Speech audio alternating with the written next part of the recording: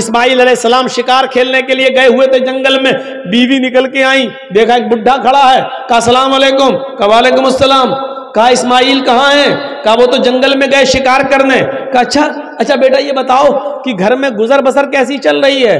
تو اسماعیل علیہ السلام کی بیوی نے کہا بہت بری کنڈیشن ہے، صبح کھا لو تو شام کو نہیں ملتا، شام کو کھا لو تو صبح نہیں ملتا، بہت برا حال ہے۔ حضرت ابراہیم علیہ السلام نے کہا ٹھیک ہے بیٹا کوئی بات نہیں، وہ آ جائیں جب تمہارے پتی گھر میں تو ان سے کہنا کہ ایک بوڑھا آدمی آیا تھا، اس نے تم کو سلام کہا ہے، اور دوسری بات اس نے یہ کہی ہے کہ گھر کی چوکھٹ ٹھیک نہیں ہے، گھر کی چوکھٹ بدل دو۔ چوکھٹ سمجھتے ہیں نا، دروازے پہ جو سامنے لگی ہوتی ہے چوکھٹ، کا گھر کی چوکھٹ بدل دو۔ اسماعیل کی بیوی کہتی بڈھا سٹیا گیا، گھر کی چوکھٹ تو ٹھیک ہے، وہ کہہ رہا ہے کہ ٹھیک نہیں ہے، ارے ہوا بھی آتی ہے گرمی میں، سردی میں دھوپ بھی آتی ہے، گرمی میں ہوا بھی آتی ہے، اور بڈھا کہہ رہا ہے گھر کی چوکھٹ ٹھیک نہیں ہے۔ شام کو اسماعیل علیہ السلام جب گھر پہ آئے تو پوچھا، بیوی نے کہا کوئی بڈھا آیا تھا، کہا اچھا، انہوں نے سلام کہا۔ اسماعیل سمجھ گئے کہ ہاں یہ میرے باپ، اچھا سلام کہا، کہاں، اچھا اور کیا کہا؟ اور کیا، وہ بڈھا تھا سٹیا گیا، اس کا دماغ خراب ہو گیا تھا۔ کہا نہیں بتاؤ تو کیا کہا اس نے؟ اس نے کہا گھر کی چوکھٹ ٹھیک نہیں ہے، اپنے پتی سے کہنا، شوہر سے کہنا گھر کی چوکھٹ بدل دو۔ کہا میری بیوی گھر کی چوکھٹ بدلنے کو کہا کیوں، کیا کچھ پوچھا تھا اس نے؟ کہا پوچھا تھا گھر میں گزر بسر کیسا چل رہا، تو میں نے بتا دیا بہت برا، صبح کھا لو تو شام کو بھوکی سوتی ہوں، شام کو کھا لو تو صبح بھوکی اٹھتی ہوں، ایک ٹائم کھا لو ایک ٹائم ملتا ہی نہیں ہے، تو جو تھا گھر کا حال وہ بتا دیا۔ کہا میری بیوی وہ بڈھا میرا باپ تھا، اور تم نے یہ کہہ کر ناشکری کر دی، تمہیں یہ کہنا چاہیے تھا کہ میں جس حال میں ہوں اللہ کا ہر حال میں شکر ادا کرنا چاہیے تھا، اور کہنا چاہیے تھا کہ ہر حال میں اللہ کا شکر ہے، جیسا بھی اس نے رکھا ہے ہر حال میں اللہ کی شکر گزار ہوں، یہ کہنا چاہیے تھا۔ لیکن تم نے یہ جملہ کہہ کر میرے باپ کو بہکا دیا، وہ سمجھ گئے کہ تم ناشکری ہو۔ جو اپنے رب کی شکر گزار نہ ہو وہ اپنے پتی کی شکر گزار کیسے ہو سکتی ہے، یا جو اپنے پتی کی شکر گزار نہ ہو وہ اپنے رب کی شکر گزار کیسے بن سکتی ہے؟ آئے میری بیوی چوکھٹ تم ہو، اور انہوں نے جو کہا کہ ان سے کہہ دینا کہ اپنے گھر کی چوکھٹ بدل دو، اس کا مطلب یہ کہ انہوں نے بیوی بدل دینے کی بات کی ہے، یعنی تمہیں طلاق دینے کا حکم دیا ہے، لہذا اپنے باپ کا حکم مانتے ہوئے میں تمہیں طلاق دیتا ہوں، میں اپنے باپ کی نافرمانی نہیں کر سکتا۔ اتنی سی بات پر طلاق کی گھر کا حال چال ٹھیک نہیں ہے۔ ہماری ماں بہنیں سوچیں کہ آج وہ اپنے شوہروں کی کتنی نافرمانی کرتی ہیں۔ ایک مہینے کی تنخواہ لے کے شوہر گھر پہ آیا کہ ہاں کھا لیا، چلے آئے تو فیئر اینڈ لولی نہیں لائے، پاؤنڈز لانا چاہیے تھا، چلے آئے ایسے ہی کھا لیا، اور شوہر پوری زندگی بیچارہ کما کما کر کھلاتا رہے، ایک دن بیچاری کو ٹائم سے کھانا نہ ملے، یا ایک دن ٹائم سے اس کا میک اپ کا سامان نہ آئے۔ اچھا پڑوسی کی شادی میں ایسے جاؤں گی، ہم ہی چڑیل لگیں گے، تم نے کیا کیا بتائیے، ہماری سہیلی کی شادی ہے اور ہم ایسے جائیں گے، جب سے آئی ہوں تمہارے گھر میں پریشان ہوں۔ اس شوہر کے دل پہ کیا بیتتی ہے، جبکہ شادی میں تمہیں نئے کپڑے پہن کر جانے کی ضرورت تھی ہی نہیں، کیونکہ نئے کپڑے پہننے کا حق شوہر کے سامنے ہے۔ یہ عورتوں کی پتہ نہیں کون سی عادت ہے، نئے کپڑے اور اچھے کپڑے گھر میں رکھے رہیں گے، گھر میں وہ بھنگن بن کر رہیں گی۔ کبھی جاؤ گھر میں، صبح سے شام تک نوکری کرو اور آفس سے گھر واپس جاؤ تو دیکھو کچن میں گھسی ہوئی ہے، سلوار گھسی ہوئی ہے، برتن مانج رہی ہے، قریب جاؤ تو پسینے کی بدبو آ رہی ہے، جبکہ اس عورت کو معلوم ہے کہ میرا شوہر آفس سے آنے والا ہے، اس کو پہلے سے بند سور کر تیار رہنا چاہیے، اچھے کپڑے پہن کر تیار رہنا چاہیے۔ گھر میں رہے گی بھنگن بن کر، اور شادی میں جائے گی ہیما مالنی کی اماں بن کر۔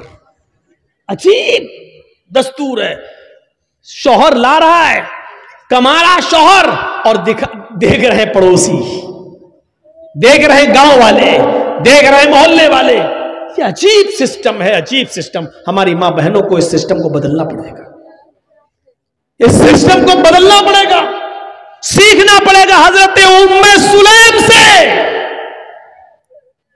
حضرت ابو طلحہ کا بیٹا، اے بیٹا کیا ہو گیا؟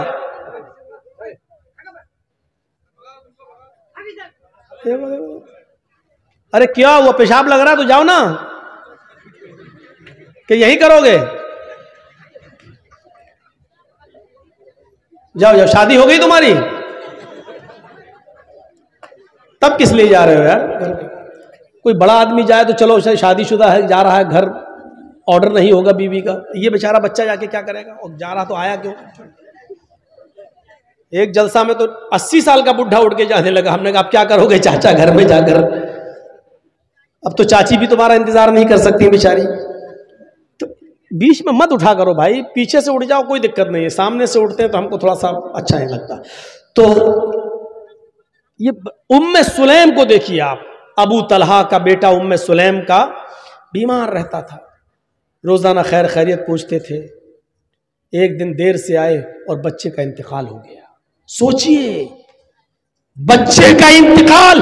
میری ماں بہنوں تم اس واقعے کو سنو، یہ تمہارے مطلب کا واقعہ ہے.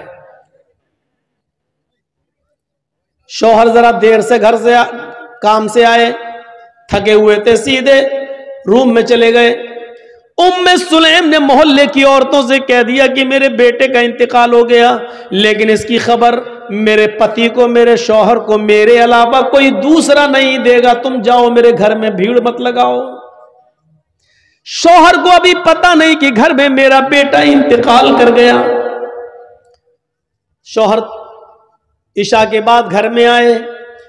گھر میں آتے ہی پوچھا بیوی سے ام سلیم، کہا جی کیا ہوا؟ بیٹا کیسا ہے؟ کہا الحمدللہ، اور دنوں کی بنسبت آج بچے کو بہت آرام ہے. آج تو اتنا آرام ہے کہ آج جتنا آرام تو بچے کو کبھی ملا ہی نہیں. دیکھیے کتنی خوبصورتی کے ساتھ اپنے شوہر کو یہ پیغام دے دیا. اچھا اچھا ٹھیک ہے سونے دو، سو رہا ہے سونے دو، ٹھیک ہے. تب اس کو جگانا ٹھیک نہیں ہے، سو رہا.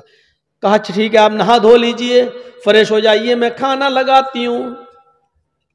محلے کی کسی بھی عورت کو آنے نہیں دے رہی ہیں، اور شوہر کی سیوا دیکھو اس حال میں کہ بغل کے روم میں بیٹے کی لاش ہے، بغل کے روم میں بیٹے کا جنازہ رکھا ہوا ہے، بغل کے کمرے میں بیٹے کی روح کا جسم پڑا ہوا ہے. تصور کرو میری بہنوں، میری ماں، کھانا کھلایا اچھی طریقے سے، شوہر نے کھانا کھایا. ام سلیم بھی اپنے شوہر کے ساتھ کھانا کھا رہی ہیں، اور کھانا کھانے کے بعد ام سلیم نے میک اپ کیا، خوشبو لگائی. عورت خوشبو لگا سکتی ہے لیکن گھر کے اندر، گھر کے باہر تو وہ ڈابر آنولا کا تیل بھی لگا کر نہیں نکل سکتی ہے. گھر کے باہر اگر جاتی ہے تو میک اپ تو بہت دور کی بات، خوشبو اور پرفیوم تو بہت دور کی بات، خوشبودار کوئی چیز بھی استعمال نہیں کر سکتی ہے. اگر کسی تیل میں سینٹ آتا ہے، خوشبو آتی ہے، تو وہ تیل بھی لگا کر گھر سے باہر نہیں نکل سکتی ہے.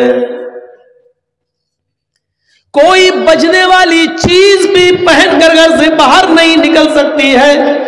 چوڑیاں جو کھنکھناتی ہیں اور چلیں تو آواز کریں، وہ گھر سے باہر نکلتے وقت تو چوڑیاں بھی نہیں پہن سکتی ہے.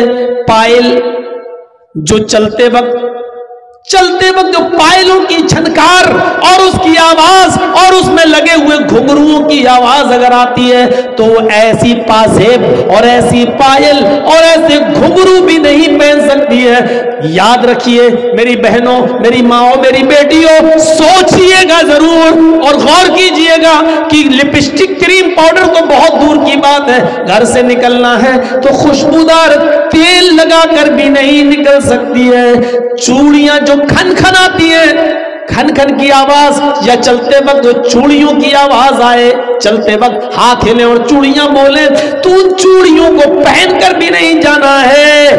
پائل اگر اس میں آواز ہے تو وہ بھی پہن کر نہیں جا سکتی ہیں، یہاں تک کہ اگر اونچی ہل کی چپل، اونچی ہل کی سینڈل پہن کر وہ چلتی ہے اور سڑک پر یا پکی زمین پر چلتے وقت وہ سینڈل کی کھٹ کھٹ کی آواز آتی ہے، تو ایسی سینڈل اور ایسی چپل پہن کر بھی عورت نہیں جا سکتی ہے کہ جس سے اس کے پیروں کی کھٹ کھٹ کی آواز سے مردوں کے چہرے متوجہ ہوں، مرد اس کی طرف مائل ہوں اور اس کی طرف دیکھنا شروع کر دیں، ایسی چپل بھی نہیں پہننا ہے۔